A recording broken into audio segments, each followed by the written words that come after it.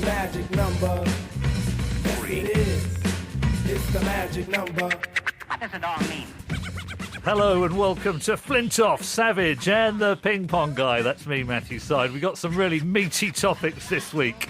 Performing in a big final, our guilty pleasures, and what is the most pointless position in sport. As always, a huge thank you to everyone who's got in touch through the week using the hashtag FredSavSide. But before we get going, let's do... Just before we get going, Matthew, do you think you have now got a catchphrase? The meaty topics. He says it every week. Is that classed as a catchphrase? I don't know. Can you think of a better adjective?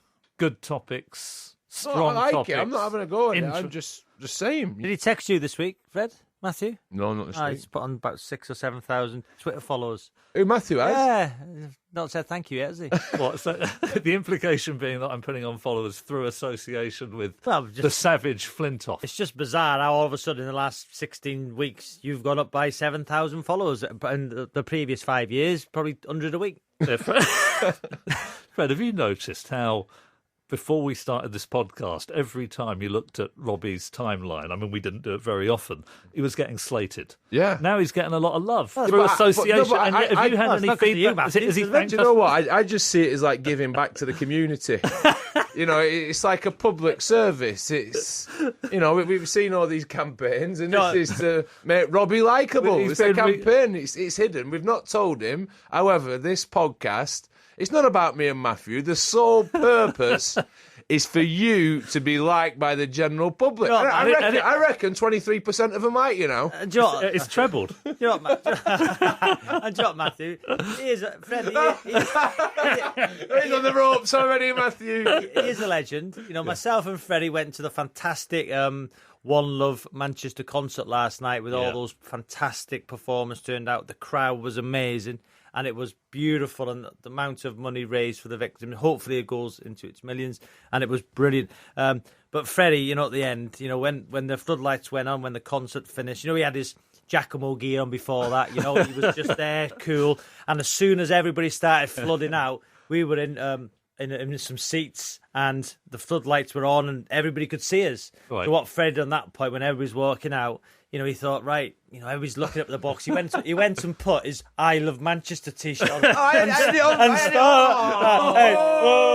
and stood there like, and he was waving to everyone, and they were all saying, Freddie. Freddie was like, it was embarrassing. Rob was on the balcony as well, but not one, no. Not one.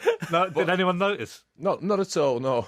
Not at all. But the concert last night, unbelievable to see. Was it great? Oh, to see that at Old Trafford, at the cricket ground, all these people flying, was unbelievable. Not all the music's going to be to your taste, but it was more the atmosphere. And but it was a little bit strange, though, in the fact that I wasn't sure if I was meant to really enjoy it as much as I did because of the reasons the concert took place. It was something which you didn't want to go to because of the horrific events, the reason the concert happened. Yeah. But then when it did, it was an amazing, amazing occasion. It was emotional, it was entertaining, it was fun, it was everything all at once. It was a real mix of acts, wasn't it? Bieber turned up. Bieber, yeah, he was brilliant. He was just got his guitar and strummed and he was good. Ariana Grande was like the highlight. Yeah, it was. I thought Coldplay were brilliant as well. Liam Gallagher, yeah. What a turn. He's a bit of a whopper, him though, isn't he? Let's be honest, he's a bit of a whopper. Hey, come on, you said it yourself. Don't clam up. You said I like no. On the week itself. You changed the subject very quickly. Let's get your definitive judgment on Liam Gallagher. Is he? I don't know the bloke. I don't know the bloke. I don't know the bloke. And what you saw last night? I thought he was sunshine. That's what he sings, isn't he? Anyway, did they do the classics? Come a bit of an anthem, hasn't it, over the last week? Don't Look Back in Anger. Coldplay sung that. Chris, what is called? He sang that. Did he? But on the week itself, I was at the Champions League final, Matthew. What were you doing there? What? I didn't see you on telly. What were you doing? Serving the drinks? Did funny that, yeah. Was you a runner?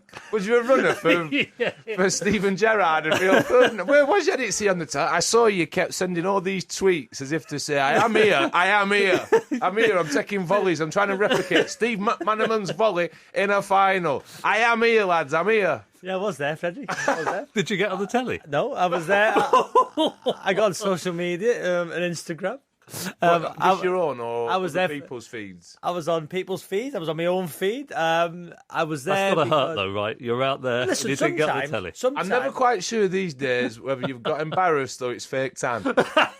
What is it, Rob? Because you are a bit confused. Sometimes, Matthew, sometimes in life, you have to hold your hands up and say, do you know what? For the Champions League fan, I understand if it's Gary Lineker, Steven Gerrard, Rio Ferdinand. You've got to hold your hands and say, do you know what? I get that. Yeah, you I get took it on the chin. Yeah. No, you take it on the chin and you want to get better, you want to improve. And, you know, everybody on social media saying, when I was tweeting out, I'm at the Champions League final, what are you doing there? And there was random people saying, I've played as many games as you in the Champions League, Robbie, why are you then? It's a fair point, Matthew. So I was there. But, yeah, I enjoyed it. Well, you know, Millennium Stadium with the roof closed, fantastic. It's an amazing stadium, that. I saw Liverpool, Birmingham in one of the cup finals years ago, though. Amazing. What else have you done this week? Me? I don't really know. Do you know what? On Friday, I did a do on Friday at Norden Cricket Club. They were raising money for the Manchester Fund, so I said a few words. But it was on the way home, and I nearly got myself into trouble on the way home. There was nearly a scandal. All right, Ooh. Bear with me. I'm driving. Yeah. I'm driving. We do every week. Yeah, but I'm driving home. It's 11:30, 11:45. I'm coming off the motorway, and I'm desperate for a wee. I am desperate for a wee, and I'm not even talking like I just need one. This is like it's halfway in it. It's coming out soon. And then I knew at the roundabout, if I turn left, it's quiet, right? There's a gate at the top, so I thought what I'll do is I'll turn left here. I'll go have a quick wee, get in my car, and go home. So I've gone up this thing, and there's a gate at the end. I've got up, jumped out of my car, forgot to turn my lights off, and I'm just having a wee against the gate, right? I'm not advocating this, but I was really desperate. So I'm doing it, and I'm just looking around, making sure nobody's about. Oh, my word, Matthew. Oh, my word. No. In the car park, 50 metres away, it's a dogging hotspot. Right? It's a dogger's hotspot. You're kidding. It's a dogger's paradise. So I turn round, there's about 10 cars in the thing, all with the lights flashing and all sorts. So I'm looking round, I'm trying to get this wee out as fast as possible. My number plate is quite recognisable. So I'm thinking, I'm gonna end up Stan Collymore here. I'm gonna end up being papers for being a dogger. I'm not a dogger, I'm just having a wee. And I jumped in my car and sped off because they're outside each other's cars. So this is basically an extravagant excuse. Someone saw you at this and you went for a wee. To be fair, and his number plate is quite recognisable because he's one of those where he's tried to make it look like his name.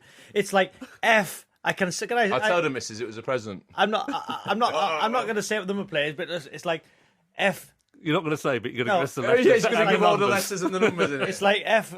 Untough. He's made to try and make it look like his name instead of buying a proper one. Well, yeah, I thought I was going to get a scandal. I thought this is just going to go completely wrong. They're all out hanging round cars. It reminds me of, have you seen the film Something About Mary? Yes. When he pulls off with the hitchhiker. Wait, what? Bro, what? He pulls off. He pulls off the road. And then he ends up in what looks like a similar scenario to what you found yourself in. What have you done? Nothing quite as interesting. I've been in Oxford. Here we go. Edit this bit. Yeah, okay. Should we just leave that next time? Carry on. Doing a bit of research for my next book. Oh, we've got another book coming out. Oh. Yeah, so I'll be promoting that if we ever go past our 20, the show. That will be discussed. Do you know what? What's it about? Can you say? I can't. It's about, I think the provisional title is How Teams Win. And it's going to be about the dynamics. How do you think of that? Is that a pop-up book? What is it? How teams win? What a minute, Matthew Syed. You've been hanging around with Savage too long. Hey, you could do a follow-up. How teams lose. So you're going to Oxford, away from the family for a week? It's been quite an intense week, but I really love being there. Do you know How teams win. Have you signed an exclusive with Ladybird? Oh, can you write for anyone? There's a title. You don't rate that title. Wait, you know what? If it is what it is, isn't it? How do you win? But they score more goals in that position, don't they? Yeah, they're better. Yeah. Book over. But saying that, Matthew, just a quick to finish on that. My little boy, Freddie, who's 10, we done something in the house the other day. I rung Matthew in the week, Fred. I told him this, and my little boy done something, and he said to Charlie, my eldest, he went, "Little bit of black box thinking there, Charlie." There you go. Okay, topic number one. After Cristiano Ronaldo scored twice in his third Champions League final, I want to talk about the psychology of the big match, having a big game mentality. Why do some stars rise on the occasion? What is it like to play in a big final or a decisive match? How do different managers handle the build-up to that crucial moment? Ronaldo, to me... Do you know Ronaldo? Yeah. What's the connection, Matthew? With big match. Well, no, everyone you speak about, you either know him, you've met him, you love him, you're trying to get an interview off him. Good point, What's Andrew. the connection with you and Ronaldo? There's got to be one. I've seen through this, Matthew. I've been watching you now. I've listened to you. You've interviewed him? I have interviewed Ronaldo. Oh, he's after another one to follow up, isn't he? Well, I've got to tell He's you, going to be gushing now, isn't he? but I don't know what your thoughts were on Ronaldo 5-10 years ago. I mean, people said that at Manchester United he was talented, but he didn't really contribute. He wasn't a substantive contributor to what United achieved, a bit like Nani. People said he didn't work hard enough on the training pitch. After Rooney got sent off and he winked at the bench, people said he was a disreputable human being. I think what we've seen through the arc of his career is a magnificent, talented sports person, but who also has an incredible work ethic. Trained. I mean, this is one of the things he said in this brilliant interview I did with him in Madrid. He would stay after training for an hour and a half every day at Carrington and practice kicking the ball with his laces so he could develop that trademark No shoes ability. on, just his laces. You know what I mean? When he used to kick it with the front of the boot to make it swerve through the air.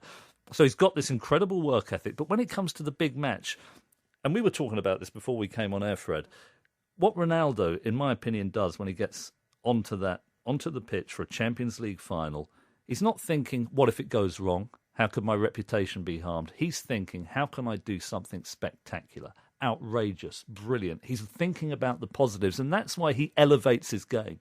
He's got a positive psychology, and I think that is one of the distinctive features of the great performers under pressure.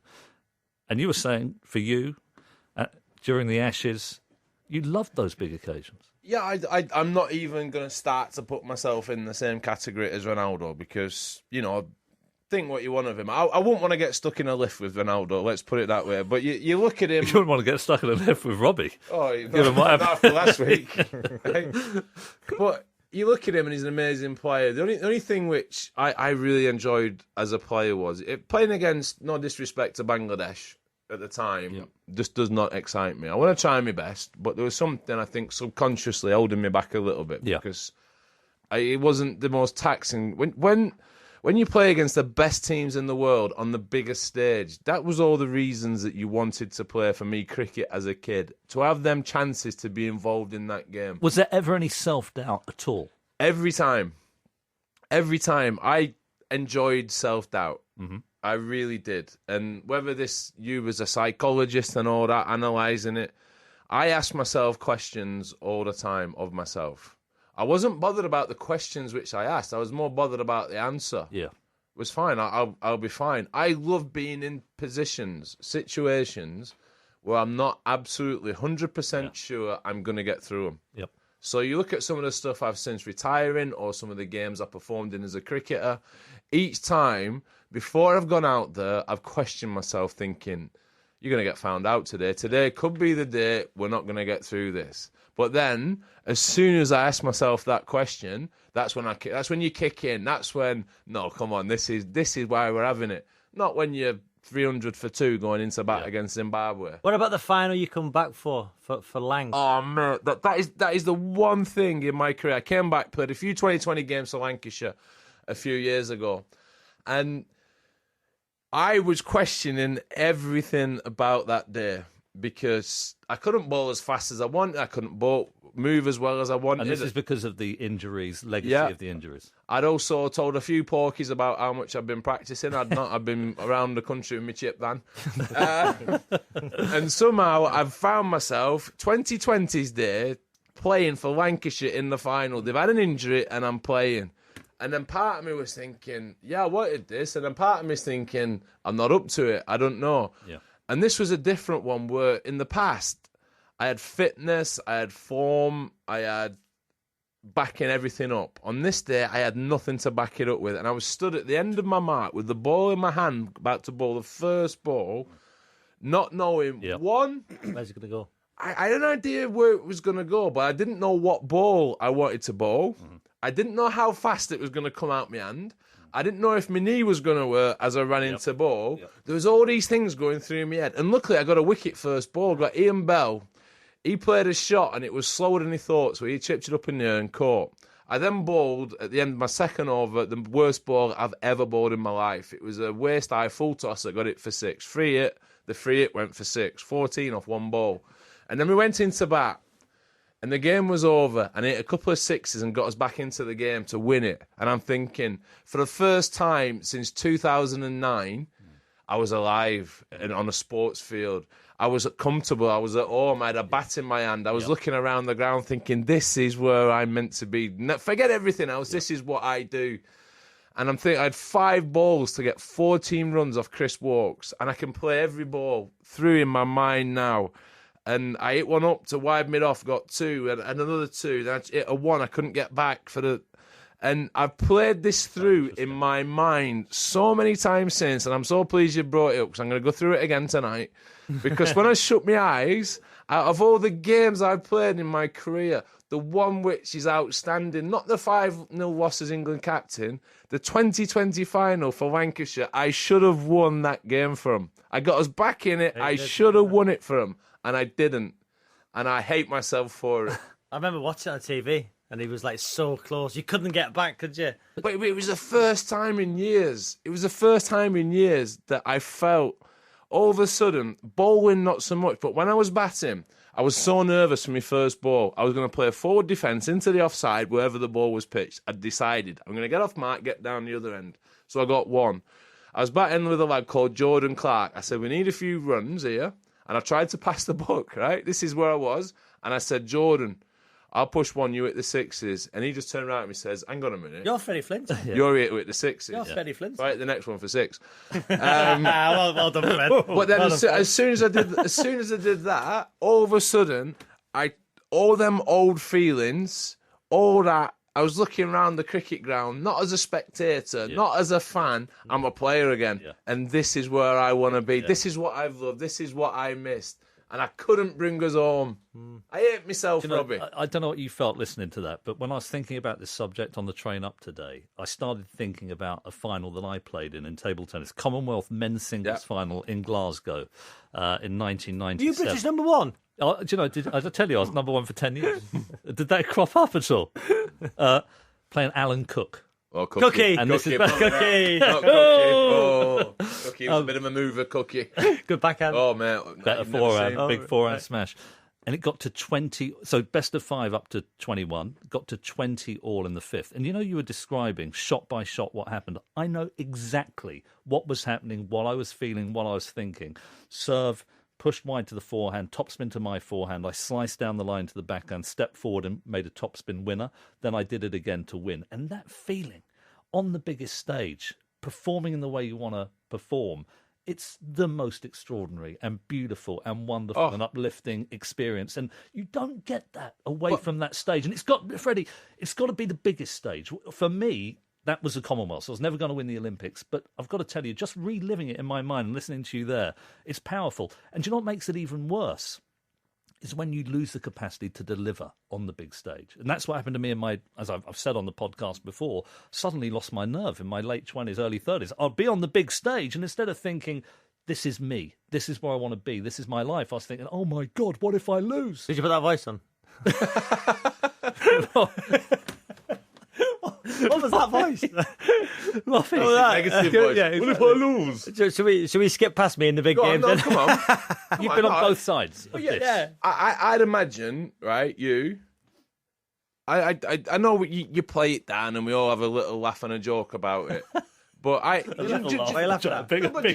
you know people and you look at sports people and you look at people in your side and you do it in a dressing room on the big occasions. And I knew the ones who were going to make excuses. I knew the ones who were going to shrink. I knew the ones who were not going to do anything. And I know the ones, and you look at them in the dressing room.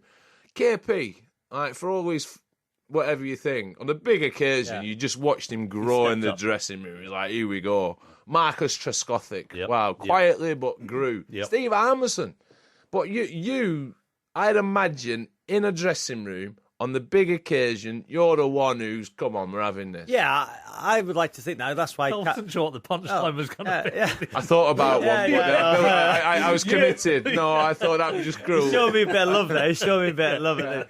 Yeah. First time. Let's make a note of it. Yeah, go on. So the 2 cup finals I played in was we lost one against Spurs when I got the headlines for the wrong reasons. When Justin Edinburgh was sent off, I was at fault. You know, he clipped me. I went down too easy. He was showing a red card. Then Alan Nielsen scored in the last minute. They won the trophy. All the headlines were Spurs won it, but I was the bad person. I was the pantomime villain because I was the guy who got him sent off. And in the end, I think the neutral probably wanted Spurs to win because of my actions. So I was solo after that game. And but when we won it, the funny thing is, you know, when you make a mistake in a cup final and you lose the game, that mistake is highlighted massively, isn't it? Because it's at Wembley, it's on a big stage, and people can have a go at the League Cup or the Worthington Cup, you know, as much as they can, saying that's the only one trophy I've won. But I take it as how many professional players who've made a living out of football have actually won a significant trophy at Wembley? What would the percentage be? Thing is, Rob, I'll be honest with you, you don't need to defend it. It's an amazing achievement. What would the percentage be? What is it? What was it like for you?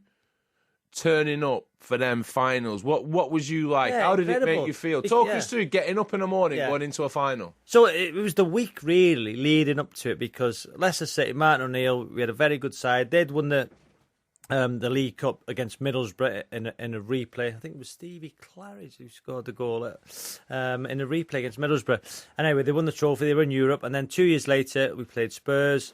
And the first thing is, the week's different because some weeks you'll do pattern of play leading up to a league game. You'll do what?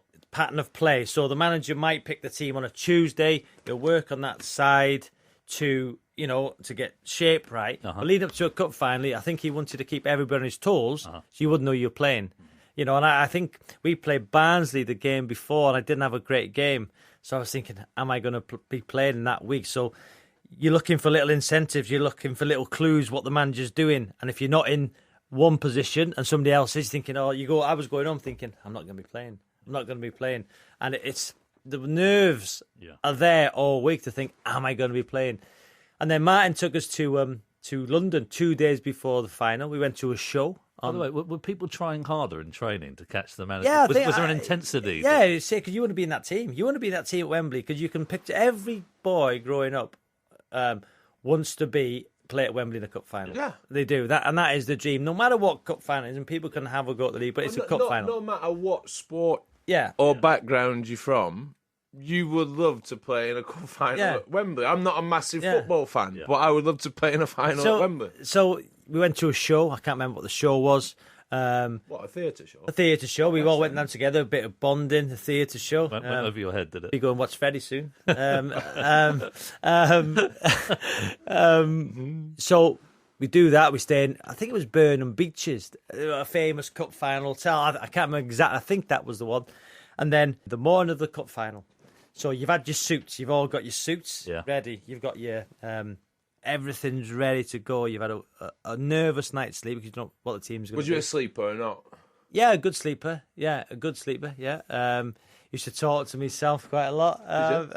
Right, what sort of stuff? Oh, no, I used to talk to myself to send myself to sleep. Oh, just... I thought you was giving yourself a pep talk. I was giving you too much credit there. Yeah. So you'd go down.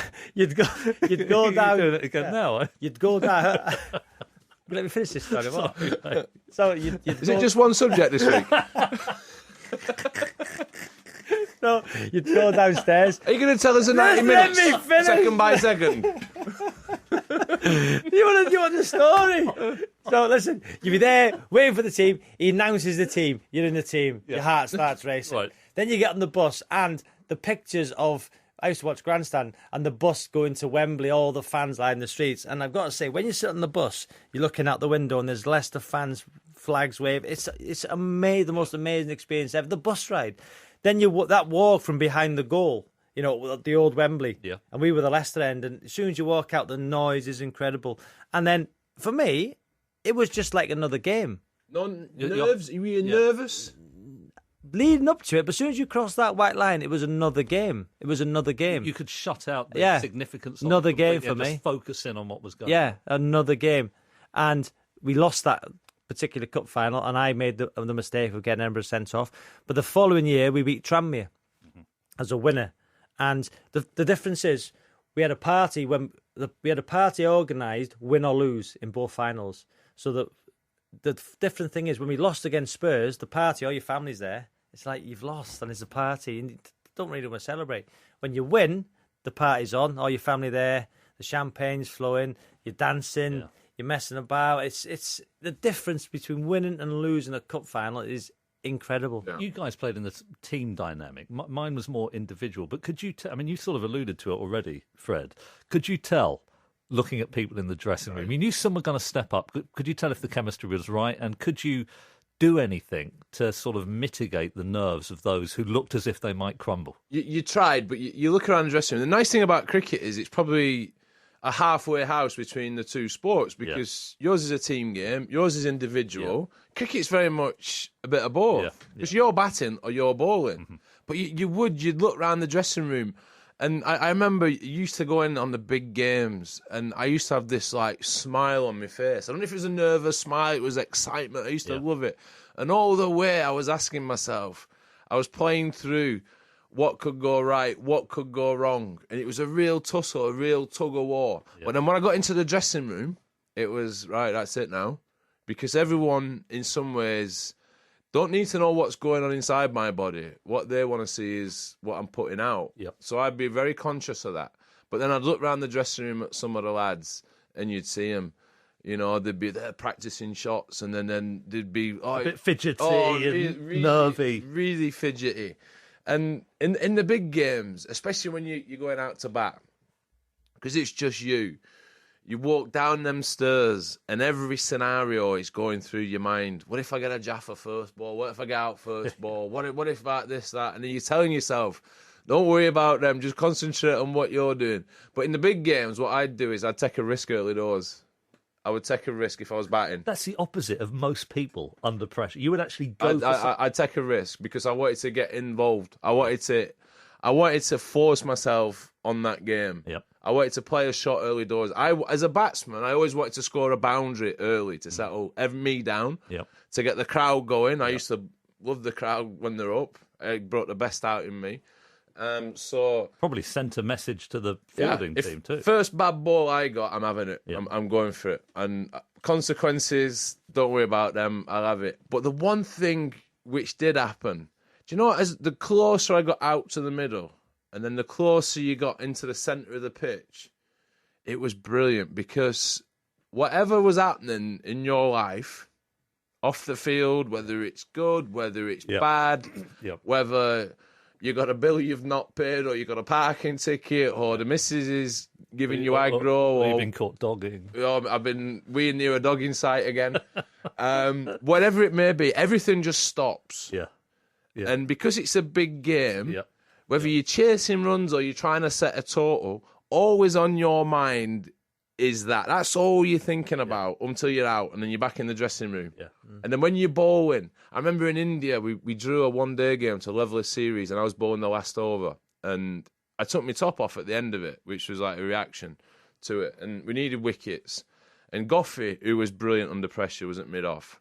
And he was like my soundboard, because he was the experienced player. He bowled the previous over and kept us in the game, and I had to bowl this last over. And I was just asking him, just checking with him every time, saying, Goffey, what's our ball? Leg stump Yorker. He said, you know what to bowl, just bowl it. But I was just bouncing it off Goffey. And do you know what? In them big moments in like that, I used to run up with the ball in my hand. And I wasn't bowling to try and bowl a Yorker. I was bowling a Yorker. Yeah. I was running into ball. You knew. I just knew that I'm just bowling a Yorker here. I'm just going to knock. And it wasn't like I'm going to bowl a Yorker. I'm just going to hit leg stump. It's not a case of where it's going to go. I know exactly what I'm going to do, because you get that tunnel vision. Yeah. Everything just focus on that one thing. It's ju- brilliant. But against some teams, it never happened. Yeah, man, you know, But the way you put it so brilliantly, You know- I mean, just listening to it, it sort of hits me in the stomach, that sense of complete timelessness when you're out there. And when you're in the zone, you know what's going to happen. You know what your opponent's going to do. You know how you're going to react to it. It just is all mapped out in your mind. And I think the difference is you were capable of getting into that place so often on the big occasion. I think I found that more and more difficult as I went along. You know, you were saying, Robbie, you had routines in the build-up to big matches. I would always go out after doing the warm-up. I'd go onto the table that I was playing on. We'd do 15 minutes just to get a feel for the light and the floor and the bounce. Then I'd go into like either a dressing room or a toilet or somewhere completely on my own, look in the mirror and say... Oh. you lost a lot of games then. Who's that? There's more falling out. Oh no, where is it? Oh, it's coming off from all angles. And I'd look in the mirror and I'd say, you know what, you can do this. You can do this. And I'd start, in my own mind, I'd be going through the shots and the matches where I'd played to the top of my ability and I'd visualise it vividly and graphically. And that would give me the confidence when I went out to play. Robbie, did you have any ways of getting into that zone? No. Did you look in the I mirror? looked at them and went, wow. What about going in The big hard game, early no, on? the big Freddie ga- was saying you'd take a risk. Did you go in with a hard challenge to make sure that they knew you were in the got game? myself going. But the big games for me, you know, people talk about cup finals, but the big games for me, Matthew and Fred, where I was trying to keep maybe the kit man or the chef or the people at the training ground their jobs. That was big games for me because I was signed by Birmingham to keep Birmingham in the Premier League. Yeah. So when you're struggling in the bottom of the Premier Great League, point, yeah. in terms of you might need 2 wins from the last 4 games. And then when you walk into the training ground, you're thinking, he's one of our best signings. He's played Premier League at Birmingham. We've bought him to keep us in the Premier League. So you're going into training every day looking at the people who you've built bonds with, thinking, I need to do everything I can on this specific day to get a win, to keep some of these people in a job. Yeah. And that, you talk about big games, cup finals, but for me, most of my career was built on, I took upon myself to try and keep the people who have been at these clubs for years, you know, people, the unsung heroes, the backroom staff, their jobs. Brilliant. And I remember at Blackburn, Mark Hughes bought me in the January for Blackburn, and big moments, big games. Crystal Palace, we were fighting for relegation. Blackburn were in the bottom 3, I think, when Sparky took over. I put a free kick in, we scored from the free kick. We stayed up. Yeah. So big moments in big games where you don't want to disappoint people and keep people their jobs. And for me, that the sense of satisfactoriness, is that the word? It's not, Robbie. No, it's definitely not. What's the word? No, it's a good effort. Yeah. Only But I 3 can tell you syllables it's too not long. right. It's not right. What's the word? Satisfaction. That's what I was looking for. Satisfactoriness. But the sense What can of you not get? No, what? satisfaction. There you go. Satisfactories. That started was going so well as well, wasn't it? But that's what it was like, Matthew.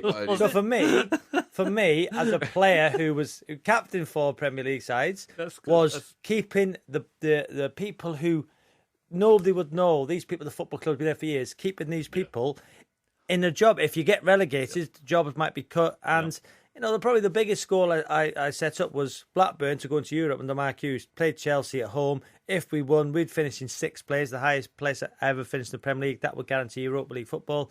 Put a free kick in. Stephen Reid claims he touched it. Still don't think he did, but it went down as his goal. We won 1-0. Qualify for Europe. So in the big moments, in big games, That's powerful, that. powerful. But for me, it was not just about you, it's about a wider group. Fred knows now, and that's what I'm like. I like to look after other people. And when you're bought as the big signing, Mark Hughes is one of his first big signings. Birmingham, Steve Bruce, to keep him in the Premier League. Yeah.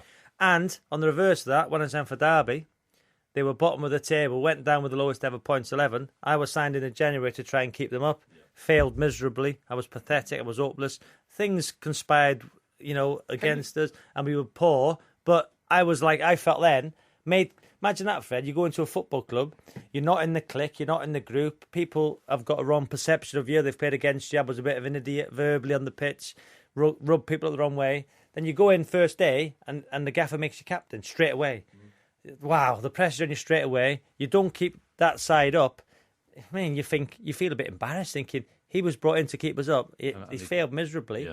You feel so the responsibility of having the unsung heroes. Yeah, that works that was both for me. ways. Yeah, Cuts both ways. Yeah. Okay, just to finish it off, why don't we all come up with the one person in any sport who would most want to be performing for you if your life was on the line on the big day, and the person you would least like to be performing for you on the big day?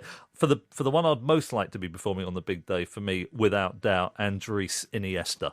Man of the Match awards in the 2010 World Cup final, 2012 European Championship final, 2015 Champions League final. Great player. He always stepped up when it really mattered. The only person I would have representing me on the biggest stage is me. Good. I would have nobody else. Yeah. Good one. Robbie?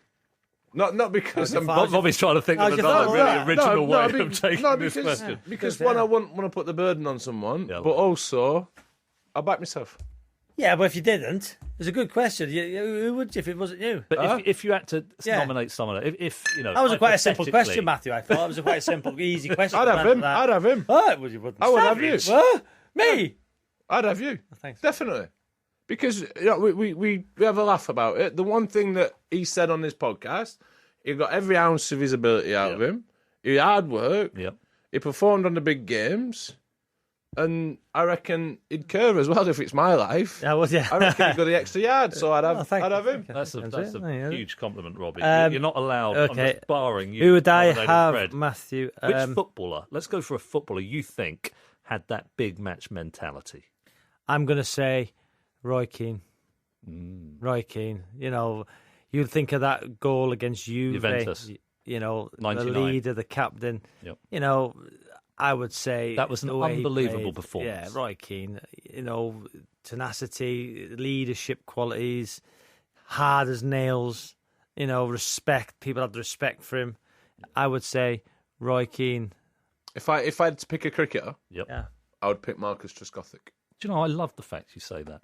I think he's so unsung as a player. Best I ever played with. He was a brilliant player, but he also... Caring, just ultimate team man. Yep. Very unassuming. Yep. Didn't shout and scream. Mm-hmm.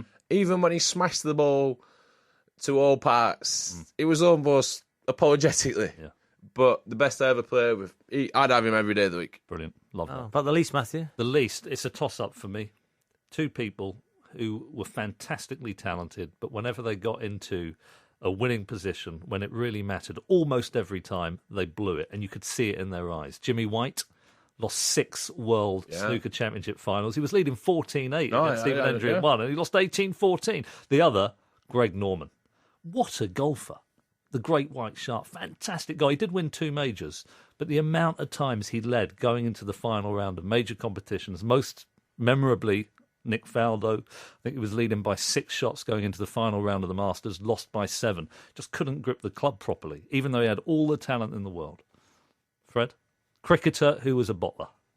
A cricketer? Yeah, hang on. Why has he got to pick a cricketer? You haven't picked a table tennis player who's a bottler. Well, okay. There's got to be a no he is. Yeah, that's fair point.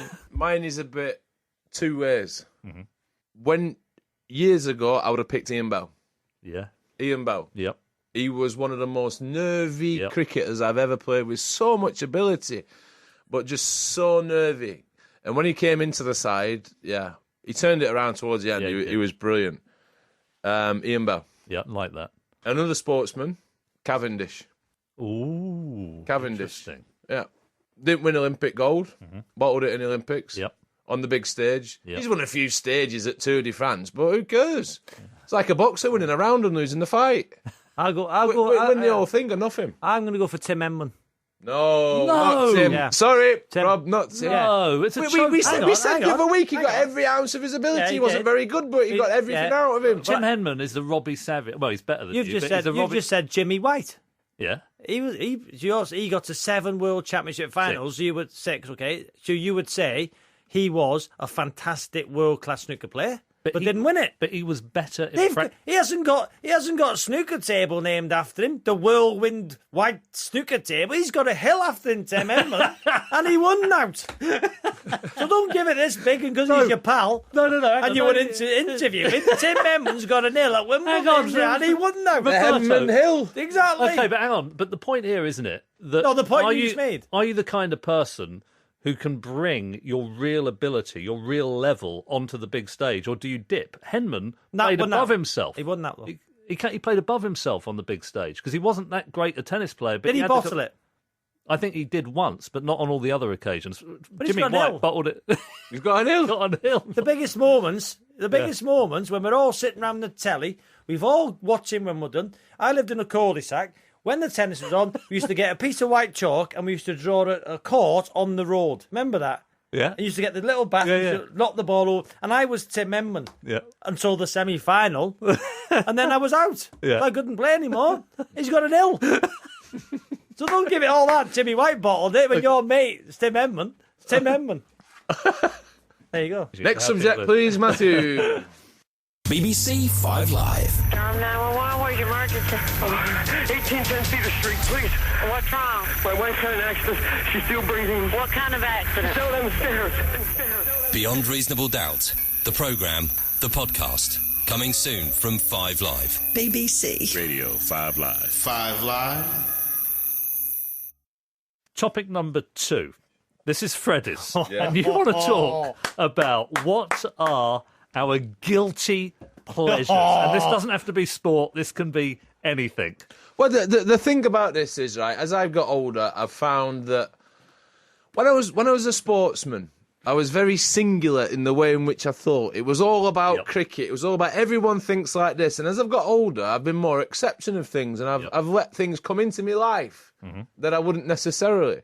And I think as this podcast goes on, Matthew, and our relationship builds, I want to know a little bit more about you. I want to know what you're into. We know you're into books and boring people in speeches. But I want to know, what would people not know about Matthew? Are you... Well, I'll tell you one guilty pleasure that no one really knows about. It's not rude, my though. wife. We don't want to give to. It isn't rude. If I have a 2-hour window on a given day, and I want to go and do something, I walk out of my house down to Glamour Nails in Richmond. What?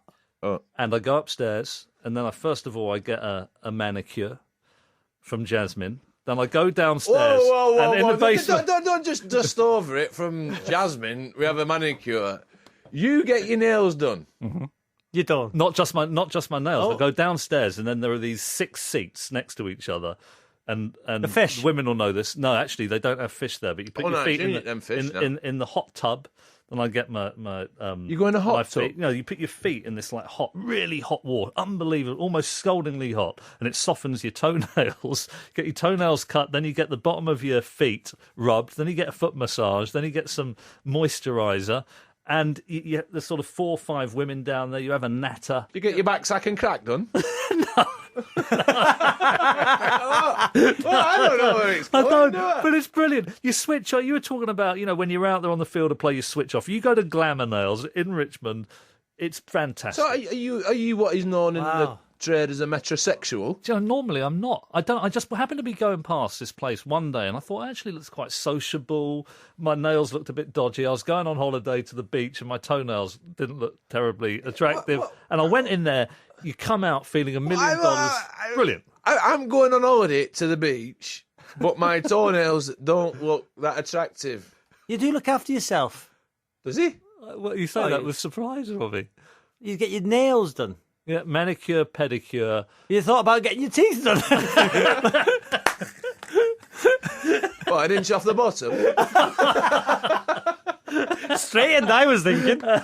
I did think about getting them straightened, but you'd have to wear a brace. So how far? I just didn't fancy it. So how far would you take this grooming? Like, would you get Botox, or would you get Botox? I'd never get anything like that. I'll tell you another thing I sometimes do is, have you ever had a wet shave with hot towels? No. Oh, brilliant. So they get out this Why don't you get them to shave your chin, not just your head? Take a bit too long, that one. Yeah, so that's... Well, I've got a few more guilty pleasures, but... Carry, Robbie, go on. whoa, carry on. Because my little boy looked up the other day, Matthew Syed, and one of the most Googled thing is, who is the ping pong guy? Seriously. People didn't know who I was. No, but that's one of the most Googled things when you type in us. Did you Flintoff, Savage, notice and ping pong guy. Rob Key sending out search items? Rob Key, that was fiddled. Fat, drunk he person. fiddled it. He texted me to tell me he was doing it, Keezy. Jog on, Bob. What more? Just What a quick more? one. Do you know, metrosexual Yeah. like yourself. Would you have your hair done like? Well, a friend of my wife's had a hair transplant. It's not that pleasant when you have it done. He looks $1 million now. I think if it wasn't as painful, and also there's a risk, sometimes it doesn't work. Well, we have seen that. So Wow, I can't believe you had your nails and feet done. yeah. Why? What would you do? Would you take all them hairs out your nose and put them on your head? So you've got a few in there, haven't you? To be fair, he could fill 2 heads with that nose. It's like a Kakadu forest. What about you, Okay, Rob? Robbie, come on, mate. Guilty pleasures. Oh, I've got to say, We've only got 10 minutes. my guilty pleasure is you've had a stressful day. Yeah. You had a stressful day. What have you done? What makes you stressed, stressful Rob? day. What You know, makes you stressed? work, and you've got bills, and you've got Carrying Steven Gerrard's drinks at Champions League. Oh no, Rio. Sorry, mate. I put 2 sugars instead of 1. Sorry, Rio. Oh, I'm there's an sorry. orange I'm juice. sorry. You know, you've had a Diet you've Coke. had a stressful day. You've been out all day. Then you get home. You pick the kids up from school. Then you've got to take one of your boys to football. You don't get until about 9 o'clock. You know because you are the boys of your life. Yep. Anyway, you get in about 9. You'll have your dinner quite late, and then you just think, oof, need to relax a bit, and then you would have Not like sure what's going on. I don't know. I'm just with Bertie. I don't know what's going on here. you would get the kids to bed. You get the kids to bed, and you say to your wife, "Oh, you're not tired, love? Why don't you get yourself upstairs as well?" Oh. You get yourself upstairs, and she's looking at you a bit quizzical, thinking, "All right, love, all right." Anyway, so then, Quizzical? yeah, it's like Quizzical? It's a good word. Good word. It is a Anyway, good word, but Dictionary's I'd be working. slightly concerned if my wife looked at me quizzical when I'm trying to get a bit fruity. to cut a very long story short, it's boring you. She's in bed, everybody's in bed, you're in the kitchen, all the doors are closed, Oh, no. and then you go into the 900s on your Sky TV remote. Oh! That is a guilty Is that pleasure. is that the nature stuff? What? The nature channel? David Attenborough. Oh, I think a bit of discovery for me. I think.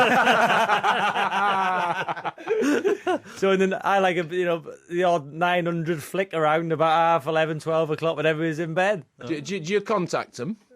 Oh, I've never done that. no. I've never done that. Well, not like that. Hey, No, I give think- me a ring, Robbie. Give me a ring. I think Hello, is that Robbie again? Oh, Robbie, tell us what you want, Robbie. Tell us what you want. because when you've got an unknown number, I Oh, don't Robbie, think you've you go got your through, do Leicester they? kit on. You've got your Leicester kit on, Robbie. Oh, Robbie. Oh, Could be chimpanzees on them. tell me about the Worthington Cup final. Oh. You have to listen to them, Robbie. Don't just talk Yeah. to them. It's not punditry. You know, they talk to you. So anyway, that's one of my little guilty pleasures. Andrew. Classic. £3 a minute to pour it to a girl. So my wife doesn't listen to this podcast. Guilty pleasures. Well, I've got quite a few. I must admit, I'm a fan of Little Mix.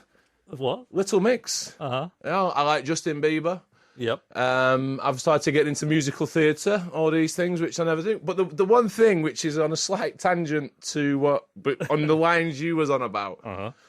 I remember a few years ago, I had to lose some weight quick. I had to lose because I put a bit on, and I knew that weighing day for England was coming up. So I researched it. So I thought, you know what I'll do? My mate had mentioned it. Colonic Irrigation. Do you know Irrigation? Oh, man. Yeah, I've heard about Irrigation. it, yeah. So there's a clinic in Hale where they do it. So I phoned my mate Paul. Oh. I said, Paul, where did you go? He said, I went to Hale. I said, right, get your PA to book me in. But don't book me in under my own name, right? Book me. He said, well, what name do you want? I says, well, Trevor Jesty. Right, Trevor Jesty. It was a batter and an umpire. So I booked in under Trevor Jesty, right? So I've turned up, I've parked my car at Ale Barnes, I've gone in the precincts, and I'm sat there, and it's probably like the place where you were at. There's these women having their nails done, and I'm sat in the waiting room. So I'm sat there, and then the girl comes out and says, Mr. Jesty, Mr. Jesty, are you ready for your treatment? I didn't move. I'm just looking around like that. So these women are like looking at me. They say, that's not Jesty. That's... So they're all looking at me. And then she said, Mr. Jesty, your irrigation. Oh no, so that's me. So I'm dying. All these women are looking at me, knowing that I'm going in a room to get a pipe stuffed up my clacker. So right. So I've gone in the room, right? I've gone in the room, and this girl, she was lovely. She says, right, what we're going to do, right? She said, what you need, you lie on the bed and put your knees up. So I've laid on the bed and I've put my knees up. And then she got this pipe out and plugged it in, right? So she's like, right. She said, how do you feel? I said, oh, it's lovely, that. Yeah, really nice. Oh, cracking. Yeah, can we get started? So she then turns the tap on. She says, what will happen is you'll feel the water come in, and then tell me when you can't take any more, turn it off, and then you'll start rejecting it. So I said, right, fine. So she starts turning this water on. Oh my word, it was awful. It was awful. It's like pumping up. And I'm thinking, well, how much is acceptable? Should I be taking 2 litres? Should I be taking 10? What's the guidelines? So she's taken the tap on, and I've taken, and my eyes were like swimming. So I've taken as much as I can. So I said, that's enough. So she turned it off. And then she had this, it was disgusting, right? She's got this mirror, like a mirror, one of them ones like a shaving mirror. And she points it down onto the pipe. So the pipe's all frosted, apart from a little bit of it, which is clear. So the water's gone up. She's saying, well, you can watch what comes out. So then I've started rejecting, and I'm pushing it out, and it feels like you're pooing on the bed, but it's not. It's going down the pipe. And I can see this brown water coming down the pipe. And then she's rubbing my tummy to try and push it out more. And she's having a conversation with me as if this is the most normal thing in the world. She's asking me. But then she said to me, are you a fast eater? I said, yeah, I really am. I said, I love my food and I chuck it down. She said, you can tell. I said, what do you mean? She said, well, did you have a Sunday lunch this week? I said, yeah. She said, well, there you go. There's a carrot. There's a bit of beef as it's coming out. I was just dying inside. And then she filled me up again and flushed it out again. Oh, it was the worst, and I ran out of the place so embarrassed because I walked past and what do you say to a woman as you're leaving as a way of goodbye who's just plugged the pipe up your clacker, who's turned water on and then watched it come out and give running commentary as the carrots come out? Did you lose weight as a consequence of it? Well, no, because what happened was, right, she said, right, now you've had this done, you can remove food, it might have been 5-6 years or so. She said, but now you've got to get some bacteria in your body, so get them Actimels. So I went to the shop and I felt dirty. So I got about 10 Actimels and just necked them, got on the scales, nothing. Didn't even work. Nothing. So I put myself through that. But absolutely, it's not a guilty pleasure. There was no pleasure in it. It was just leading on to Matthews. Sav, anything else? See, guilty pleasure. Some people will say reality TV, but I'm not into all this Housewives of Beverly Hills and Cheshire and all this. I'm not into all that. Housewives of Cheshire. You, that's on in your house. I know that's on in your house. My wife watches it, but it's not for me. It's not for me. All those programs. If you had an hour free and you didn't want to have to think, what would you put on the telly just to chill out? Football. Would you? Yeah. Did you really? Yeah, really? Yeah. You would actually? Would you watch Matt, lower Take league? Me Out. Take Me Out. Do you watch Take Me Out? Likey, what? Oh, What? Paddy McGuinness, no likey, no likey. That's it, likey. It's brilliant. It's brilliant. It's just Saturday night. You sit there. My kids love it. You've got 30 girls at the front, and they stand behind this booth. And then a lad comes out, usually a bit of a Burke, and he carries on. And then the girl, if you press your light, then you don't like him, you're out of it. So they're hoping that there'll be some girls left and he gets to choose his date. Right. It's absolute genius. It basically, shouldn't work. It should be absolutely rubbish. So just to think now, But it's so brilliant. basic, So, so like basic. blind date, yeah. you can actually see. Yeah, it's coming back as well soon. Is it? I love basically, it. All Matthew, O'Grady. It'll be brilliant. If you take us three, you come down in a lift, and then your doors open, and everybody can see you. Freddie would probably have every light left on. I'd probably get half. You'd have every light turned off on the pings. So don't go on it. Yeah, but what, Let the ping see the pong. But what does he start?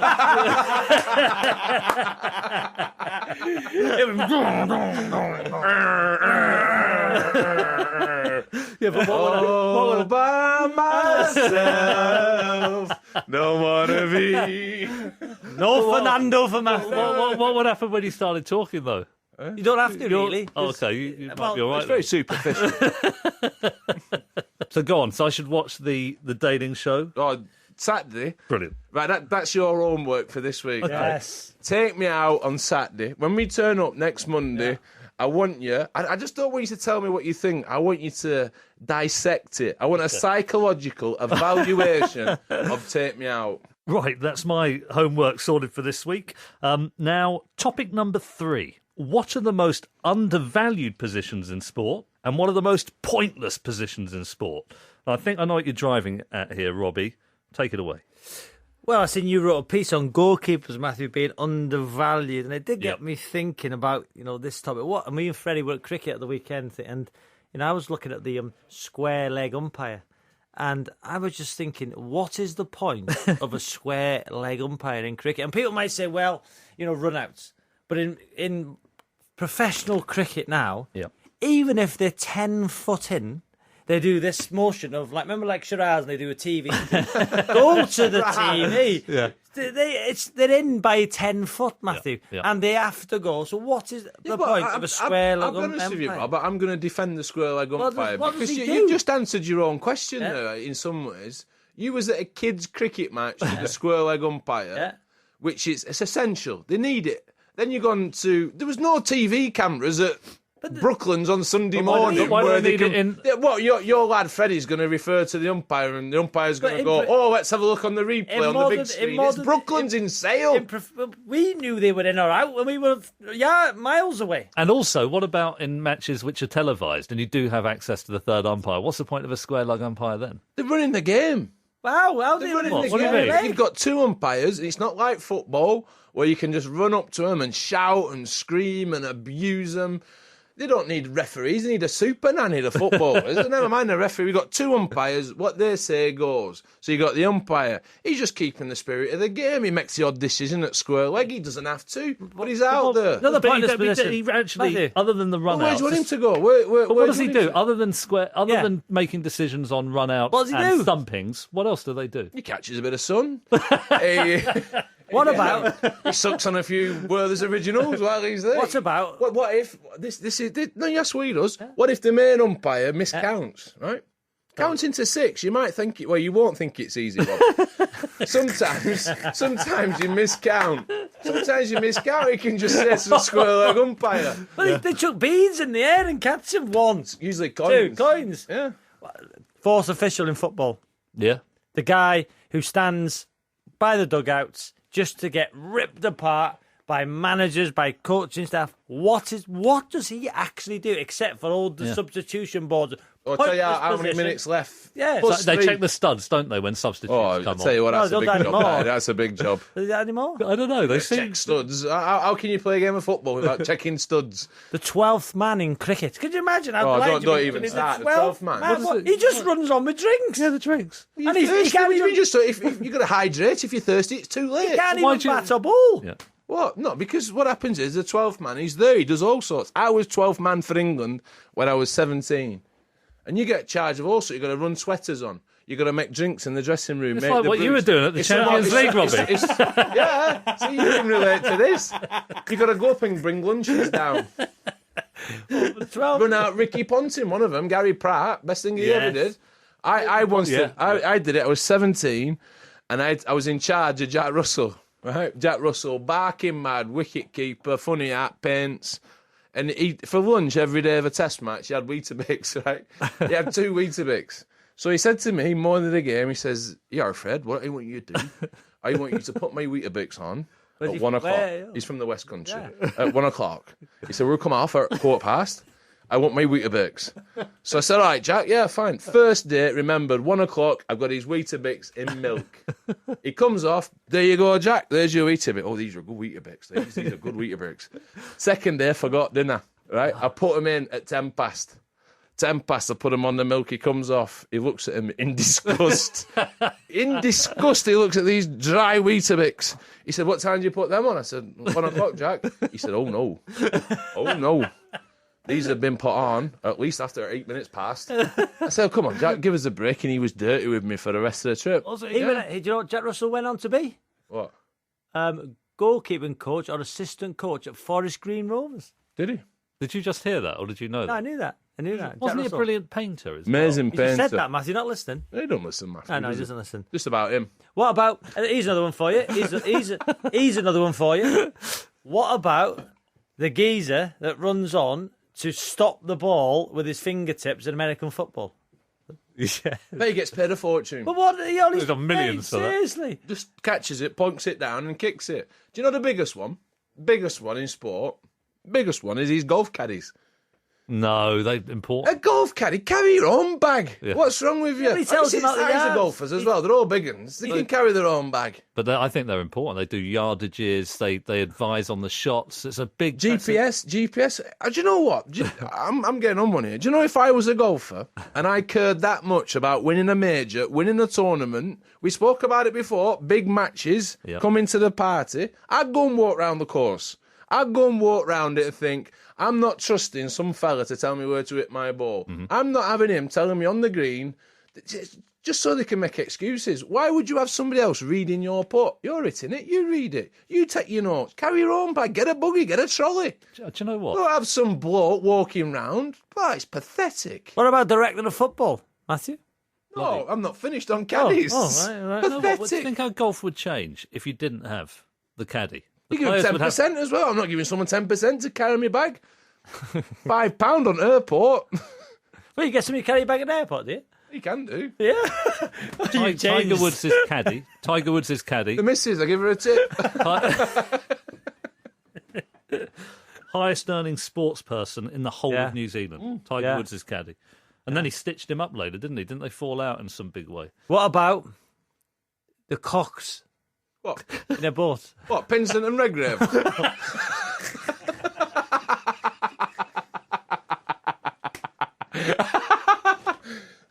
No, I say Pinsent and Redgrave. I'm sure they'll say they're essential. What about the cocks, Matthew? What do they do, Fred? The cock. Oh, they row the two of them, the two rowers. Keep it in, keep it in. Keep it in, He's Mike. bottled it, he Don't won't- bottle. Don't He ball won't in, go. mate. bottle. What about the cocks in a boat? Well, I think what they do is... What do they do? They just wait. What do they do? No, I think they do a Matthew's couple of having it. things. He's having it. A couple of things. They steer. So they've got- Steer a boat? I think they, yeah, what do you mean? So of course they steer up. You don't think boats need steering? A canoe. No steering. No, but don't they? In the boat race, they have, I think, two. If I remember rightly, I interviewed the cocks before one of the boat races, and I think they have two like wires that they fiddle with to get the. They also shout out the, row. Or the tempo. Row. Oh my! They get knighted for this crap. What about table tennis umpire? Yeah. What does he do? Oh, massively important. Wow. Oh yeah, crucial. Okay, I'll tell you why. So on serve, Yeah. you have to throw the ball vertically up, because if you throw it back towards the bat, you can get more spin illegally. So they have to check the angle that the ball leaves the hand when you're serving. You're not allowed to serve behind the farthest point of your back when you serve, because otherwise you can shield the contact point behind the trunk of the body. So I have to check that out. They have Can't shield much behind that. They have to tell whether the ball has struck the edge or the side when it's a borderline case. They have to ensure that the coach at the side of the court isn't giving tactical advice during the game. That's against the rules. They have to police the timeouts which come in table tennis. I mean, the job in table tennis of an umpire, Oh, it's massive. don't compare yeah. it to the square leg umpire, Robbie. Whoa. Seriously, it's a totally different thing. What about, right, this is slightly contentious. Jockeys. What is the point of a jockey? A horse will run. Yeah. We've seen it with greyhounds. Open the traps, they're off. Why why stick someone on the back of an horse? Just let them run. You could have a jockey-less Just let them run. horse racing, I suppose. No, but then you'd need to, wouldn't you? They also direct the horse, don't they? And they get more. Yeah, instead of having a hare, just have like an apple. So all the horses run after the apple. Carrot. A carrot. Oh, a carrot. Dangle a carrot, yeah. Because horses like apples, Robbie, or a sugar lump. To be fair, you could hit one through a tennis racket with those nashes you got. Okay, what about undervalued? Not point. Okay, have you got another point? For undervalued, let me just put the goalkeeper thing in context and maybe come back to the. Keeping's point. easy. Ball's massive. Oh, come on. Massive. All you Let got me to do just is get a couple of your hand stats. into it. They don't even catch them these days. Oh, come it's swerving around. Massive. I can't catch that. Massive skill. 100 most expensive transfers in football history. Only one is a goalkeeper, Buffon, Parma to Juve in 2001. If Manchester United sign Edison from Benfica for 35 million, he'd become the world's most expensive goalkeeper by far, but at less than half the price that United pay for Pogba. Only one goalkeeper has won the Ballon d'Or. Who was it, Robbie? Dinozov. Peter Lev Schmeichel. Yashin, Dynamo Moscow and Soviet Union.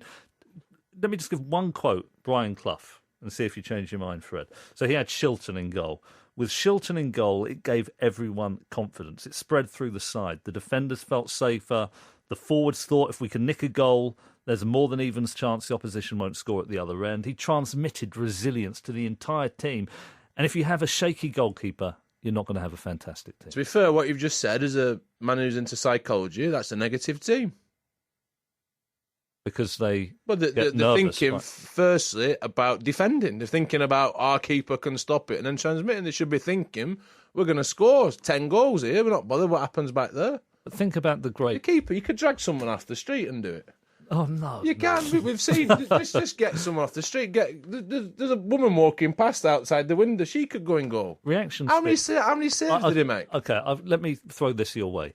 The time that it takes for a striker to shoot the ball at a goalkeeper, the time I it played takes... cricket, Matthew. They haven't I used got to ball time at 95 mile an hour, Yeah, so- 0.2 of a second. So you'll know that when you're batting, you've already You can't decided... kick it that hard, and it's a soft ball. But I've you've got a big decided- pair of gloves But on. in cricket, you've decided whether to play the front or the back foot before the ball has left the bowler's hands. You're actually anticipating where the ball is going by reading the body language of the bowler as he's coming in. And the reason you're able to do that is you've had long-term practice, you've got very sophisticated pattern recognition. The great goalkeepers, incredible thing, they measure up the attacking player. They anticipate where the ball is going. If you look at it and deconstruct it, they're already moving in the right direction to get their hand on the ball. Don't just have to stop shots. They've got to position themselves in such a way to make the attacker less likely to shoot on target in the first place. They've got to be able to play with both feet when there's a back pass.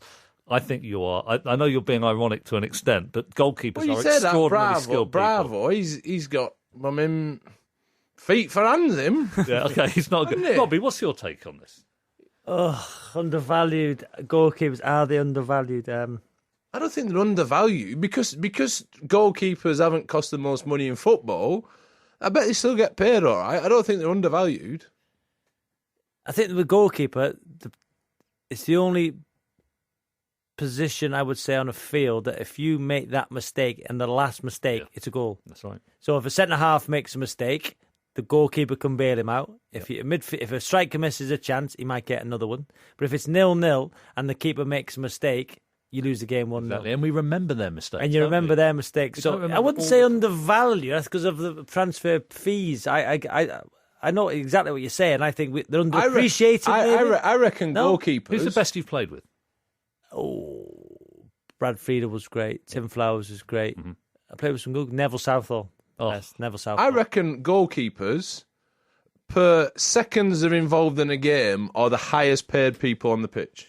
They don't do out for half of it. They just stand there. You could say the same about the striker. They just stand there. At least they run. They run up and down trying to fair get point. involved. They But track back. Yeah, but if if you they're a look good at- one, they'll track back. They'll try and tackle. But They'll some try of and them- get the ball. but some of A the best- keeper will just stand there. Maybe he might go venturing out these days. He might get outside his 18-yard box and just stand there.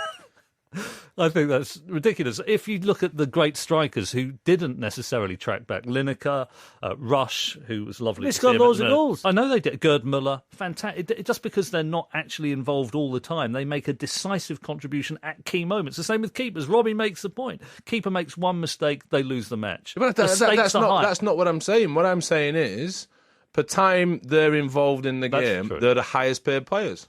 I think it's so important that a team Could sit has down for half a game, couldn't he? You could just put a traffic cone there. I think it's so important.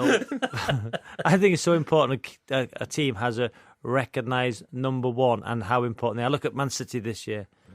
The keeper, Bravo, Caballero, they had to buy another one, spent more money. They've got a good keeper there, Joe Hart. Look at Schmeichel for Manchester United. Oh, What you know, happened? The thing is, great Fred, point. when you talk about good goalkeepers and undervalued, underachieved, whatever, a good goalkeeper can save you 10 to 15 points a year, and that Yeah. could be the difference. Well, couldn't you it? mentioned Schmeichel at Schmeichel. United. Yeah. What an incredible keeper he was. And it wasn't just his saves. He was fantastic in all sorts of other ways. The way he strengthened the back line, his strategic positioning, all of these things. His positioning. I've got to tell you, Just standing there. no, but you have to stand. He's a brilliant keeper. Think about it. Imagine you've got a ball. You've got 5 players in an attacking position. You have to anticipate where the level of danger is likely to materialise and be in exactly the right position at the right time. Look at David Seaman letting the goal from Ronaldinho at the World Cup. Well, you mentioned Naeem and Seaman as well as another example. You often have a failure of strategic positioning leading to a goal. What Shilton, Schmeichel, Gordon Banks were able to do preeminently: brilliant strategic awareness, incredible capacity to stop shots, great ability with both feet if there was a back pass, and they were able to influence the game in a way that I think you're underestimating because it isn't as visible. We only remember them for the mistakes, not for the incredible number of goals that they prevent. Football is all about scoring goals. No, but I remember Gordon Banks for a wonderful save from Pele. Amazing, that one. Yeah. Header. Header, Yeah. Header. Yeah, down to his right. Yeah. Down to his right. Made a meal of it. I'll tell, here's Joking, another. it was a very good save. Here's another good example: is wickies. Wicket keepers, ball after ball. If it gets past the bat, they're stopping the ball. Incredible consistency. The really good ones, like say for example, Alan Knott.